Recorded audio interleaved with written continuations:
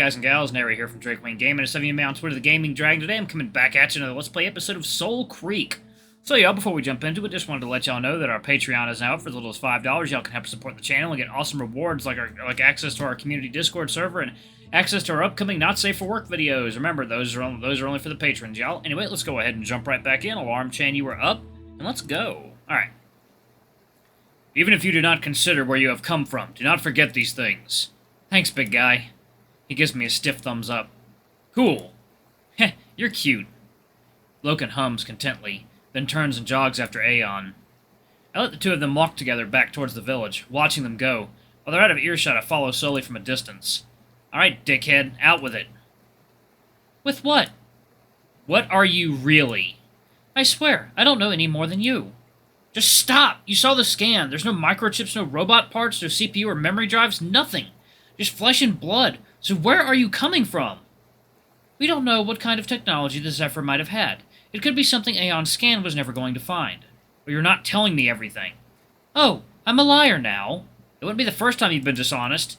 This again. I was trying to protect you. You had no right to hide the algorithm from me. I had every right. You're obsessed with figuring this out. So what? I just let it go. So what, I just let it go? How? I don't know, but you're going to lose yourself if you keep obsessing over this. Everyone can see it. Why can't you?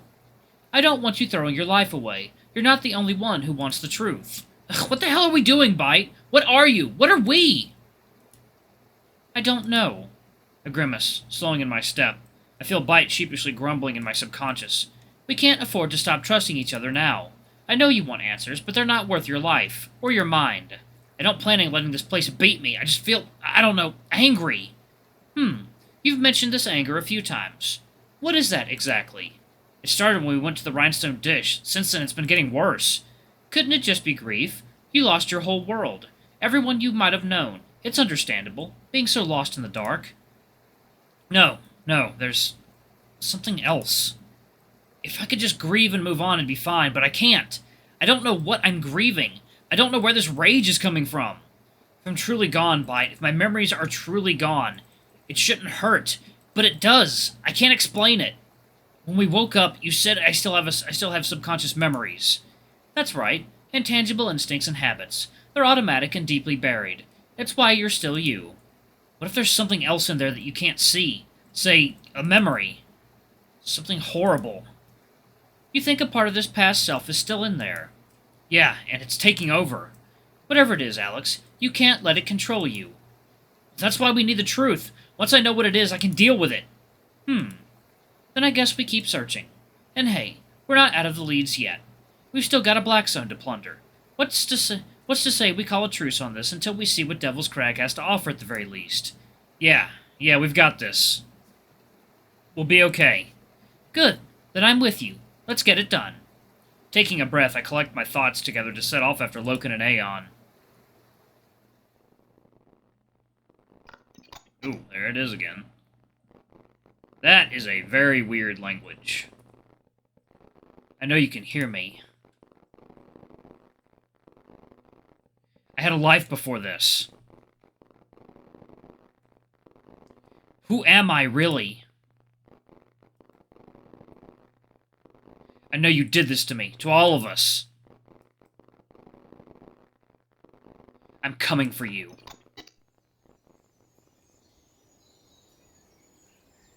We stop by the lodge on the way home to change. Loken grabs a satchel and fills it with food for himself, plus a few extra supplies. I decide to take the bow this time. Loken warns me that I haven't trained enough, but Bite says we can handle it together if things get dangerous. I strap the small quiver of stone-tipped arrows to my back and, with the bow latched to the straps on my hoodie, we head to the village to take Aeon home. It's late morning by the time we arrive.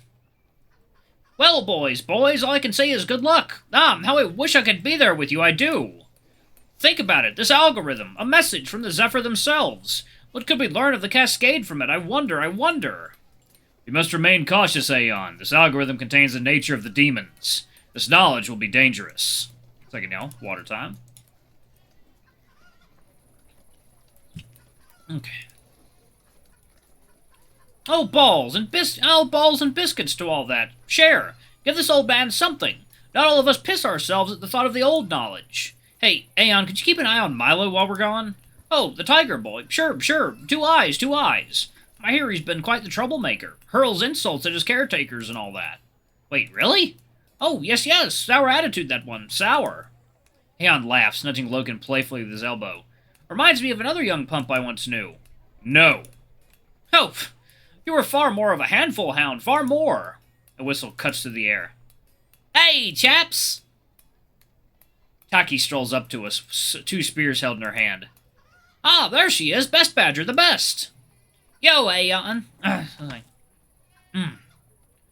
Yo, Aeon. I was looking for our 2 sulky black runners. Word is you 2 are heading off today. Yeah, following a trail from the rhinestone dish. Could have something to do with me. About time we knew where your ass came from. Ain't every day black runners dig up a living human. Probably the best bit of salvage you ever found, right, Mutt? She gives Loken a crude wink. Hell, Loken loves his salvage. It was only a matter of time before he tried to stick his cock in it. I would not do this to my salvage. Alex is my acolyte. Relax, doggo, I'm Jocelyn. Just watch out for the rat, yeah? We only got 1 human left. We lose him, boom, that's it. Keep those cracked sugar cooks off his back. Alex will be okay. He can defend himself. Oh yeah? That right, rat? I shrug modestly. I can fight. Pretty good at it, too. In that case, don't expect me to go easy on your ass when we cross spears. What, like a spar? Heh, as long as you promise not to chop my dick off him down. Good, hey, I made you something for the trip. She suddenly tosses one of the spears at me. Bite's code kicks in and helps me snatch it deftly out of the air. I stare, stunned and humbled. I never expected anything like this. It feels extremely well made. What you think, rat? You like it? You made this? For me? Damn right. Been working on it for a few days. Can't have any more sugar cooks tap that precious human meat. The weight feels perfect. Taki must have designed it with my size in mind. Man, I've been so focused on my search for answers, I've really neglected the generosity of the clan. I don't deserve her nor Drevonia's hospitality. Taki, it's amazing. You didn't have to do this for me. Quit mopping my moisture up, human. I'm first guardian. Keeping you dumb plebes alive is me job. So what you think? Give her a twirl. Bite and I twirl the spear around my hands to test the weight. We're smooth as silk, flipping it over our arms and catching it with ease. At this point, Bite's assisted movement is so fluent I barely notice it. We're closer to being one entity than we ever have been. Ha! Loken was right. You got some moves. Still room for improvement. Footwork is sloppy. Sloppy? Tell her to get fucked.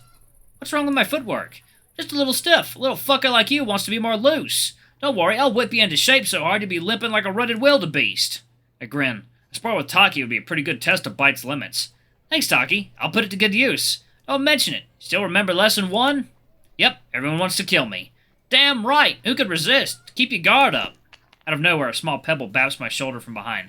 With a scowl, I glare around me to find the source. Milo is perched atop a nearby fence. I fold my arms in disapproval, raising my voice at him. Hi? He just shrugs, looking away. He looks pretty sad. Kid seems to have taken a liking to you. He's got a weird way of showing it. Hang on, I'll go talk to him. She nods and turns to speak to Aeon and Loken, leaving me to march over to the sulky juvenile. Milo looks absent-mindedly away as I approach. Whoa, look at that dour face. You're breaking my heart. I heard you're leaving. Yeah, don't worry. I'll be back in just a few days. Taking out water time.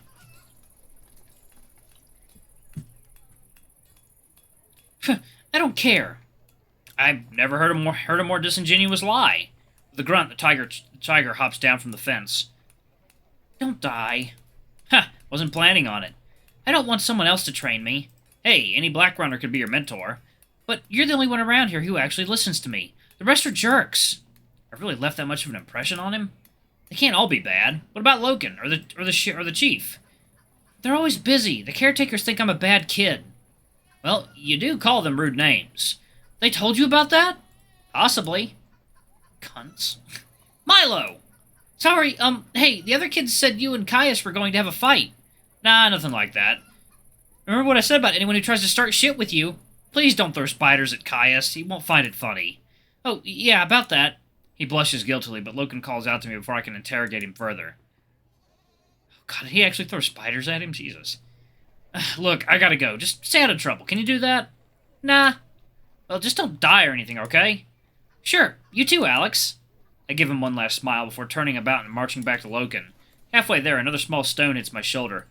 I turn back to Milo's smug face and grin at him. You're a little asshole. He waves happily. Thanks, you too. Man, training him is going to be an experience. I get back to the others as they're mid-conversation. The boy is okay. Just being himself. Okay, Taki, you'll escort Aeon back home. Alex and I will now say our farewells to our chief. Escort? What am I, a lump? I can take myself back, I can. No arguing, Dirt Man. Listen to the dog. Sides. I want to see more of this junk heap you got sitting outside your hut. Ah, the vehicle. Of course, of course. Come then, come. Boys, safe travels, safe travels. We'll be seeing you in a few days, we will. Later, shitbags. No porking each other in the black zones. Farewell, Aeon. Taki. Thanks, guys. See you later. As we turn to leave, I hear Taki and Aeon happily chatting while they make their way to the mole's hut. Loken and I head in the opposite direction, towards the hall. By chance, we spot Drevonia before we get to the hall. She's exiting one of the barns, though my chest tightens when I see Caius at her side. Great. It's my biggest fan. Hmm? I point at Caius. Mr. Angry Whiskers over there. Alex, that is not his name. I do not believe Caius's whiskers are angry. Whiskers cannot do this. I chuckle and pat his arm. You're adorable. His tail wags. He honestly never fails to cheer me up, just by being himself. Okay, we'll make this quick. Come. The two siblings turn their attention to the farms, their eyes sweeping the fields as the Draconi farmers toil on them. Expected yield?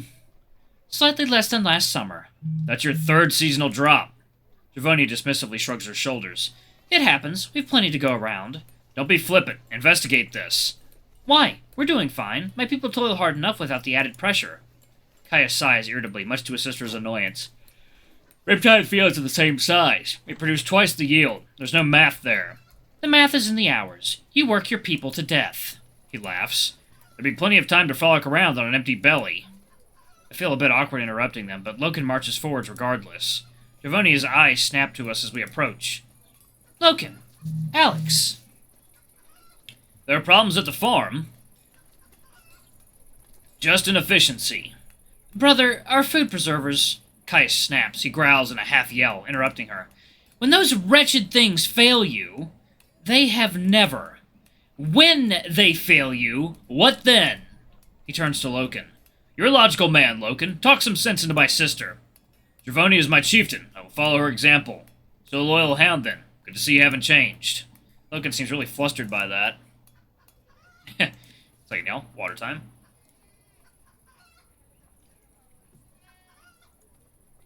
No, loyalty is a common trait of other hounds. There are no other hounds like you. To my amazement, Loken's tail starts to sway. Just how well acquainted were Caius and Loken before I showed up? Sister, you've enough tribeswomen. Assign more to the fields. Work them sunrise to sunset. Have the children help after their classes. You can finally be rid of those loathsome Zephyr freezers. There's no sense in breaking backs while the old knowledge supports us. The Draconi are well fed with far less effort. We work to live, not the other way around. And you're relying on extinct technology that you don't understand. Become self-sufficient like us. Your people will flourish. With the extra labor, you could clean this place right up. I'd start with the infestations. Do you realize how many spiders I found in my boots this morning? God damn it, Milo! The Draconi won't appreciate extra workload, not without good reason. They'll follow if you lead. Get out with them and get your hands dirty every day. You work the fields with your people? Caius nods at me, shrugging modestly. Fields, the hunting grounds, the builder's lodge. Wherever we're short on labor, I go, dawn till dusk. Your people are afraid of you. Fear isn't a substitute for loyalty. Quoting father? That's low. Won't tolerate the steadfast picking up the slack of the lazy. If they won't pull their weight, they can take it elsewhere. I've worked hard with the Automugs to keep the lights on, the preservers running and the power flowing. All that to give the Draconi a better quality of life. Yes, we rely on Zephyr technology to weather the winters, but there's no sense throwing all that away. Drevonia turns to me. Did the Zephyr labor beyond sense, or is it just my brother's delusion?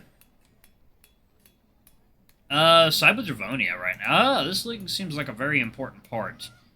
Let's save that right there. Okay. Let's see. Side with Drevonia. If we have the freezers, fruit preservers, why overwork everybody? Of course he's siding with you. It's his technology. And he's right, too. My priority is keeping my people happy. Happiness doesn't fill an empty belly. I'm starting to wonder just how ruthless Caius actually is. I can't deny there's sense to his logic, even if it's harsh. a second, y'all. Alright, I'm going to go ahead and pause it right there. Thank y'all so much for watching. Don't forget to like, comment, subscribe, ring that notification bell, and check out that Patreon, y'all. Anyway, I love you all. I'll see y'all in the next video. Bye-bye.